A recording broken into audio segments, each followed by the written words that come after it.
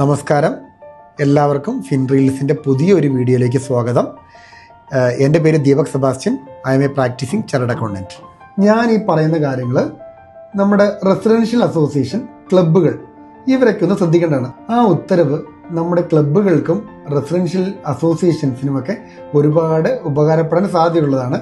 അപ്പോൾ അതുകൊണ്ട് എല്ലാവരും ശ്രദ്ധിച്ച് കേൾക്കുക. നമ്മുടെ GST നിയമപ്രകാരം ഒരു മാസം 7,500 രൂപയിൽ താഴെയാണ് നമ്മുടെ മന്ത്ലി മെയിൻ്റനൻസ് എങ്കിൽ നമുക്ക് GST വേണ്ടായിരുന്നു. ഈ 7,500 രൂപയുടെ മേളിലാണെങ്കിൽ നമ്മൾ 18% CGST പ്രകാരം ടാക്സ് അടയ്ക്കണമായിരുന്നു. അവിടെയാണ് നമ്മുടെ കേരള ഹൈക്കോടതിയുടെ റിലവൻസ്. കേരള ഹൈക്കോടതി പറയുന്നത് ഇനി മുതൽ നിങ്ങൾ റെസിഡൻഷ്യൽ അസോസിയേഷനോ ക്ലബ്ബോ ആയിക്കോട്ടെ, നിങ്ങൾ ഇറസ്പെക്റ്റീവ് ഓഫ് നിങ്ങൾ 7,500 രൂപേൻ്റെ മേളിലാണോ താഴെയാണോ നിങ്ങളുടെ മെയിൻ്റനൻസ് കോൺട്രിബ്യൂഷൻ നോക്കണ്ട, നിങ്ങൾ GST അടയ്ക്കണ്ട എന്നുള്ള വളരെ പ്രധാനപ്പെട്ട ഒരു അമെൻമെൻ്റ് ആണ്, അല്ലെങ്കിൽ ഒരു വിധിയാണ് കഴിഞ്ഞ ദിവസം പ്രഖ്യാപിച്ചിരിക്കുന്നത്.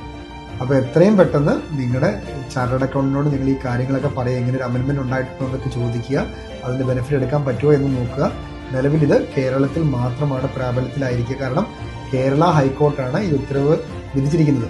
അപ്പോൾ നമ്മുടെ കേന്ദ്ര ഗവൺമെൻറ് ഒരു അപ്പീലുമായിട്ട് സുപ്രീം കോടതിയിൽ പോകാനുള്ള സാധ്യതകളൊക്കെ ഉണ്ട്. അപ്പോൾ എത്രയും പെട്ടെന്ന് നിങ്ങൾക്ക് ഈ ബെനിഫിറ്റ് എടുക്കണമെങ്കിൽ നമ്മുടെ അഡ്വാൻസ് റൂളിംഗ് പോലെയുള്ള സംവിധാനങ്ങളുണ്ട്, നിങ്ങൾക്ക് ഈ ഒരു ബെനിഫിറ്റ് കിട്ടുന്ന രീതിയിൽ.